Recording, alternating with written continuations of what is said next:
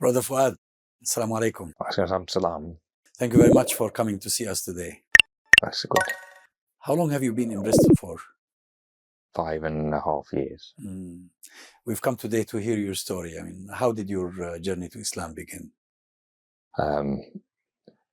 Actually starts a long time ago by not being Christian. So I was brought up in the UK, went to normal UK school where everything is, we have prayers at assembly at school. And then sometime during my teenage years, I started thinking that what we were being taught didn't seem to make sense. So didn't like the idea of being taught a God who had to rest on at the end of the weekend. Didn't sound very much of a sort of God that has things under control. So I lost quite a bit of belief in any kind of religion for a period of, I got to be a late teenager. What was the religious tradition you were born into? Christian. I mean, I've been christened at a Protestant church. We used to go to church, and then initially regularly when I was smaller, but that decreased over time. My father used to sing in the church choir, but there was no pressure really. And after a while, as I got to be a teenager, I didn't have to go to church. And when we had teaching at school, I got a bit skeptical to a lot of things, and then decided that this couldn't work at all. And at that time, we'd never been taught many of the religions. We were taught religious instruction at school was just Christianity. So at this time, there's just a few migrants coming into the country, with particularly Indian, and we didn't have much to do with them, except we learned a bit about Hinduism and Indian lessons, but we're never taught anything about Islam, which upon hindsight seems very strange that we just discuss India and not Muslims. When was your first exposure to Islam? This comes back to, I left the UK and was working in Norway. Been there some time, worked at the university. So about mid-90s, early 90s, I was working there, and we hired a new guy, young, very good engineer, who for some reason wouldn't eat lunch. And out of curiosity, I then had a quick lunch and went down and asked him why he wasn't eating lunch. And he told me all about the Ramadan. So this is my first discussion with a Muslim face-to-face. And he was, brought up in Norway, so very westernized, Pakistani origins, and was very open about everything. And I think this sort of was a first tinge of curiosity and interest that he was able to sort of make me start thinking a bit. I still have contact with him on and off, so he's still there. And I think that was sort of the first introduction to Islam at all, where it sort of triggered that it was something. And then a little bit later on, we worked well together. He was a good guy. He suddenly disappeared for a couple of weeks, then came back with no hair. And then everybody sort of, what's happened to your hair? He'd been to Hajj. That's another thing. So this is again quite influential in that respect, that he sort of took the time to explain to everybody, would answer all the questions, no holds barred. Also explained about a few things when he got married, about his wife was working, so she would keep all the money for herself, and this actually quite interesting that you have a sort of egalitarian system that is probably most people didn't understand, that the ladies are given a lot of their own resources. So that's quite interesting. So I left that for a while, and then whilst I was working there, I did a few jobs in Abu Dhabi. So again, slowly getting introduced to a few more parts of Islam, and all that was in the oil industry, wasn't it? I was working in the oil and gas industry at the time. So that's How long were you in Abu Dhabi for? This is only a week, 2 weeks at a time. Very brief. I've been visited, done jobs there. I haven't stayed there. So, but it's enough to get in there, beginning to understand that when we gave presentations, we actually had to take account of people disappearing in the middle, and I started asking why, as opposed to a lot of my colleagues just complaining. Again, just going back to what I learned from my friend in Oslo, they'd gone for prayers. So I learned then, okay, we're going to give presentations in this part of the world, then we also should appreciate what was going on. So like slowly getting a bit of an introduction to this. And again, more and more curiosity of what's behind everything. And became sort of, I wonder what they do at prayers and sort of how this works and things. So that was, again, when I got back to Norway, a little bit more sort of building up in my mind a little bit. And then a couple of years after that, I got sent to Malaysia to give a presentation, some work with some software we developed. And when I was there, that was again a Muslim country, but very mixed up, very westernized. Everybody speaks English, makes things easier. And we won the work, and one of the conditions of them taking the work was that I had to be deployed and mobilized to stay in Malaysia. No. So started I initially had a 2-year visa to stay in Malaysia, so relocated. And when was that? The late 90s? That was about, I think, the year 2000. 2000. 2000. And then whilst I was there, I worked not in an office with Westerners. I was working at a facility with locals, most of whom were Malay, who were by definition Muslims. And again, I got to see more of people turning up with disappearing or covered in water. So what was going on there? And again, quite a few people who were educated in the UK, all engineers, and always very open to answer questions, ask. And then one of them gave me a little booklet about, which I can't remember the title of, but a little bit of introduction to Islam and Allah. So I read through that, and it seemed quite sensible. And then the more I worked with these guys, we went outstationed quite a bit, and I got to a stage where Fridays I would stay in the car and look after all the shoes and the bags, and they would go while they were in prayers. So we got on very well. So a lot of respect was built up there, and the same in Malaysia. The airports always have surau or small mosques, so there prayer rooms. Prayer rooms. That's there. Supermarkets have prayer rooms, so I got quite used to going around with friends like this. I also was, at that time, I had an active private pilot's license, and my instructors were also Muslims, so we would do things that start and do prayers under the plane wing in the shadow, and we landed. So that was, again, I all the time, this gentle introduction to this. And then... but nobody actively made da'wah to you, invited you to the deen. It's just you yourself observing and showing interest, maybe. Yeah, watching interest, and I think because people were, a lot of them educated in the UK, were very aware of my perspective of things. And I think also, I say, science engineering background quite good, because this is also, when you're going to start looking at things if you've got a very rigorous training, things that don't make sense get rejected. And I couldn't find anything what they were telling me that did not make sense.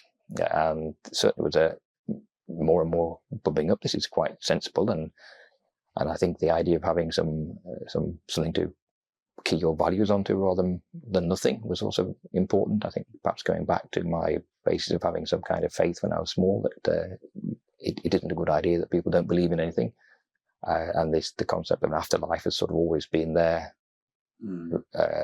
Hiding, if you like, and this sort of, what are we going to do afterwards? I think certainly my parents had this attitude that there was an afterlife. That's why you have to behave here. So it sort of was part of it. Actually, life has no meaning if one doesn't believe in an afterlife. It's exactly. So this is later on. I suspect this is why quite a few people are mean and greedy, because they have nothing to see any consequences. But that's a slight digression. But going back to in Malaysia, I liked working there, and I was given an opportunity to stay there. So in the end, actually ended up being there 17 years. Oh, the 2 years became 17. Yes, step by step, bit at a time, with some noise in between. But I stayed there, and I think. When you say nobody's have actively invited me, but I was given this, as a little booklet to come out, and people would tell me things, and we'd go out, and occasionally some places went to site or plant on a Friday, then they would have Friday prayers there, and a few people would tell me what was going on, so I could hear some of this.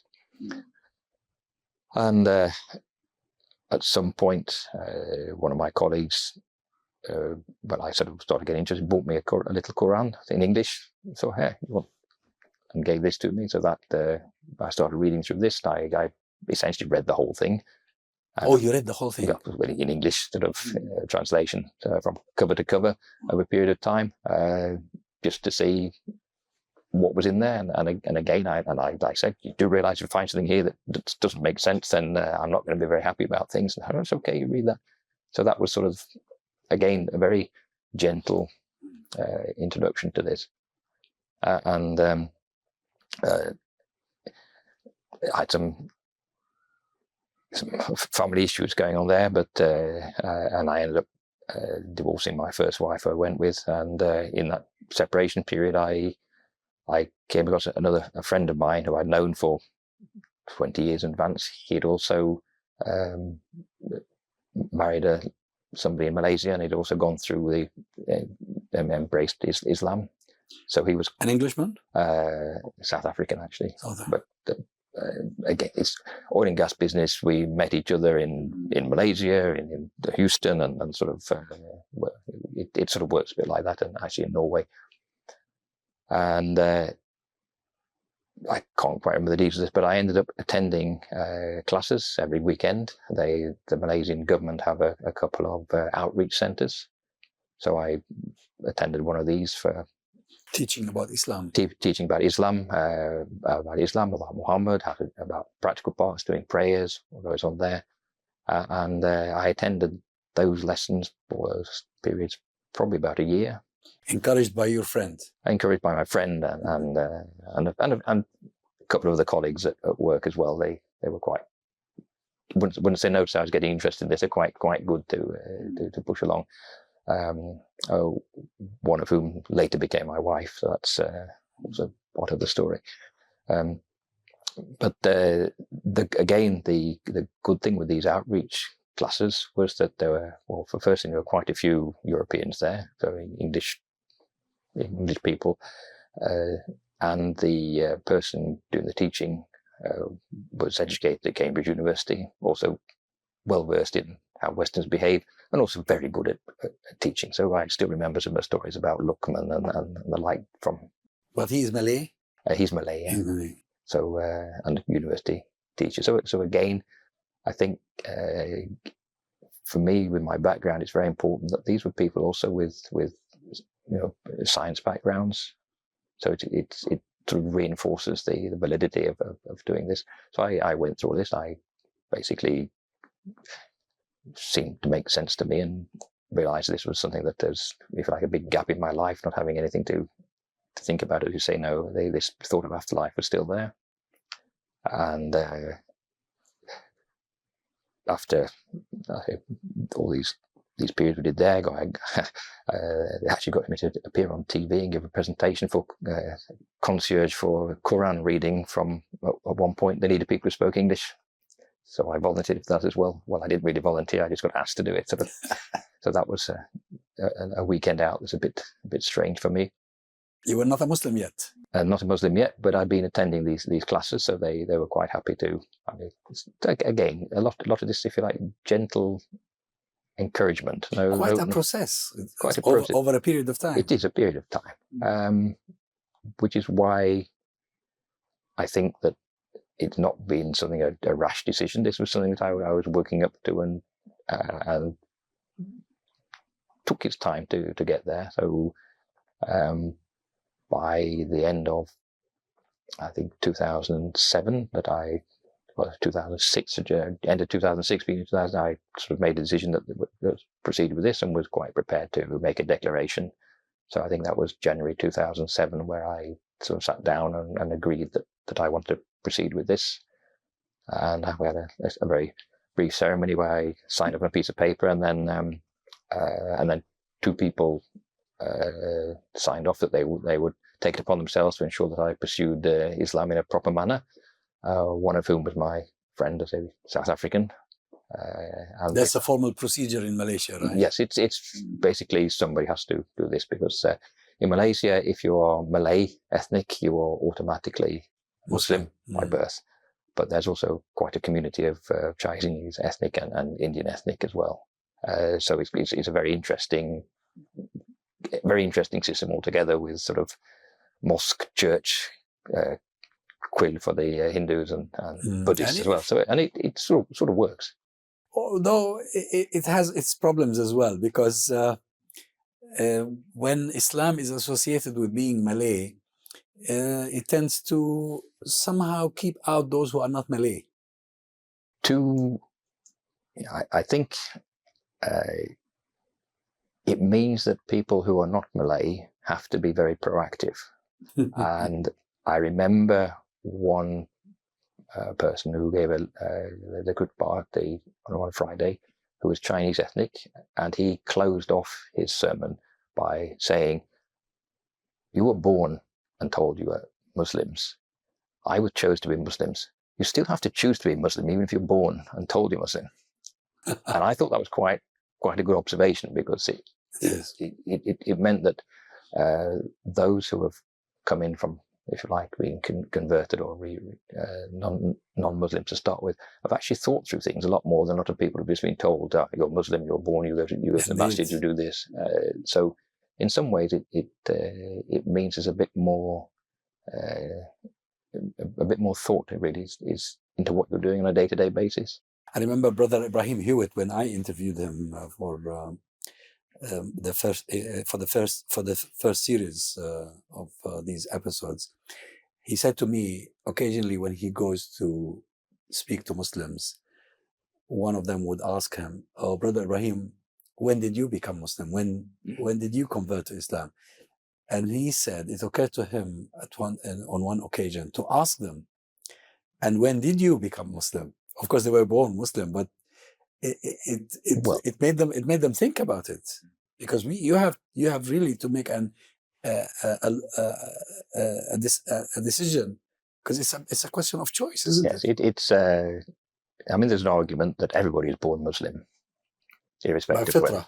Yes, but that choice to follow Islam is not necessarily the same thing, because one of the things I picked up on, I think, was that the lady was my late wife, was that Islam wasn't a religion, it was a way of life. It is.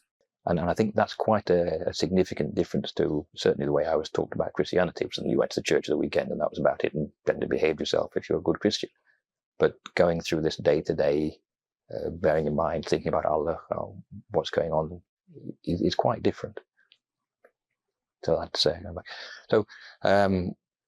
so as I say, the year 2000, I say moved to Malaysia. Then by the year 2007, I signed up on this agreement to embrace Islam. The government picked up on this, and I went. They gave me a card, which I still got within my pocket, and we had classes where you have to make sure that everybody can pray properly, and showed them how to go to the mosque, what to do, and that's also part of the induction process when you come in as a.